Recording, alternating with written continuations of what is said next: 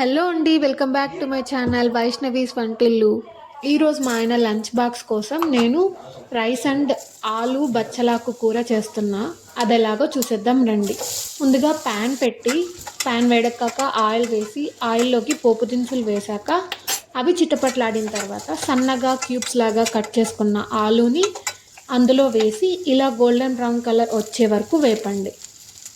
అవి బాగా వేగిన తర్వాత అందులోకి సన్నగా కట్ చేసి పెట్టుకున్న ఆనియన్స్, కరివేపాకు వేసి బాగా మగ్గనివ్వండి. ఆనియన్స్ లైట్గా గోల్డెన్ బ్రౌన్ కలర్ వచ్చే వరకు మగ్గించుకోండి. తర్వాత అల్లం వెల్లుల్లి పేస్ట్ వేసి అది పచ్చివాసన పోయే వరకు మగ్గించుకోండి. అల్లం వెల్లుల్లి పేస్ట్ పచ్చివాసన పోయి బాగా మగ్గిపోయేంత వరకు వేపుకొని తర్వాత అందులోకి సన్నగా కట్ చేసుకున్న ఒక టమోటాని వేయండి. వేసి కాస్త మగ్గనివ్వండి. టమోటా బాగా మగ్గిపోవాలి.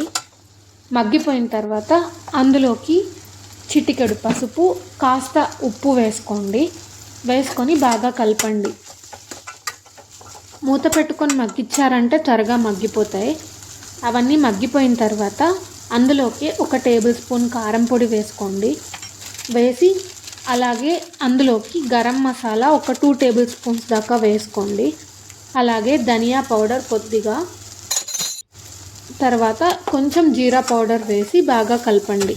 ఈ మసాలాలన్నీ ఆయిల్లో బాగా వేగిన తర్వాత అందులోకి సన్నగా కట్ చేసి పెట్టుకున్న బచ్చలాకు వేసి బాగా మగ్గనివ్వండి. ఈ బచ్చలాకు త్వరగా మగ్గిపోవాలంటే కాసేపు మూత పెట్టారంటే త్వరగా మగ్గిపోతుంది. తర్వాత చూడండి, ఇలా బాగా బచ్చలాకు మొత్తం మగ్గిపోయిన తర్వాత మీరు ఇలానే చపాతీలోకి కానీ పూరీలోకి కానీ ఇలానే ఈ కర్రీని తీసుకోవచ్చు. రైస్లో కాబట్టి నేను గ్రేవీగా చేయాలి అనుకుంటున్నా కాబట్టి కాస్త వాటర్ వేసాను. వాటర్ వేసాక ఇలా వాటరీగా ఉంటుంది కాబట్టి లైట్గా నేను పప్పుల పొడి వేసాను. పప్పుల పొడి వేస్తే కాస్త చిక్కదనం వస్తుంది. సో పప్పుల పొడి వేసి బాగా కలుపుకుంటే గ్రేవీ రెడీ అయిపోతుంది. ఈ వీడియో నచ్చితే please do like, share and subscribe. Thanks for watching.